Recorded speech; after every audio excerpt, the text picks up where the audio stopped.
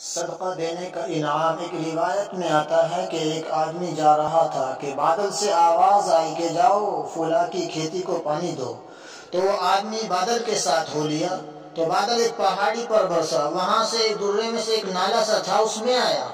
آگے جا کے ایک ڈھال تھا، اس میں گیا، تو پانی کے ساتھ ساتھ ایک آدمی آگے انتظار میں ہے، پانی آیا تو اس نے پانی کو باغ میں کر دیا۔ وہ کہنے لگا بھائی کیا کرتا ہے تو، اور تیرا نام کیا ہے؟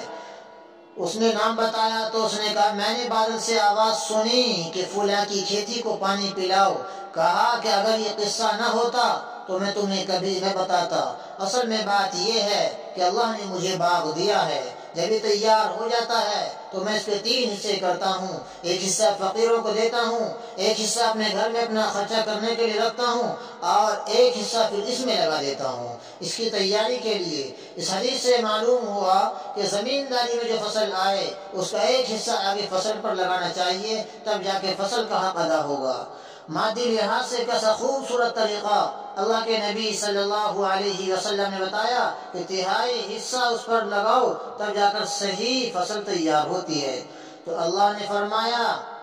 جب ان کی فصل تیار ہوتی ہے تو بارش کو روک لیتا ہوں، اور حکومت ان کے عقل مند لوگوں کو دیتا ہوں، درمند لوگوں کو دیتا ہوں، بردبار لوگوں کو دیتا ہوں، چشم پوشی کرنے والوں کو دیتا ہوں، معاف کرنے والے لوگوں کو دیتا ہوں، اور خوش اخلاق لوگوں کو دیتا ہوں۔ یہ سارے معانی علیم کے ہیں، اور پیسہ سخیوں کو دیتا ہوں، اور یہ میرے راضی ہونے کی نشانی ہے۔ اس لیے میرے بھائیوں صدقہ خوب کیا کرو، صدقے سے اللہ خوش ہوتے ہیں، اور صدقہ جو ہے یہ ایمان والوں کے لیے یہ بہت ہی بہترین ذخیرہ آخرت ہے، دنیا میں بھی کام آتا ہے، آخرت میں بھی کام آتا ہے، ہاں جوانی میں بھی کام آتا ہے، بڑھاپے میں بھی کام آتا ہے، بچپن میں بھی کام آتا ہے۔ اس لیے میرے بھائیوں میں آپ سے درخواست کرتا ہوں کہ صدقے کا اہتمام کرو، صدقے سے اللہ کا غصہ ٹھنڈا ہوتا ہے، صدقے سے اللہ خوش ہوتے ہیں، صدقے سے اللہ کی ناراضگی دور ہوتی ہے۔ اس لیے صدقے کا اہتمام کیا جائے، انشاءاللہ اس سے نفع ہوگا۔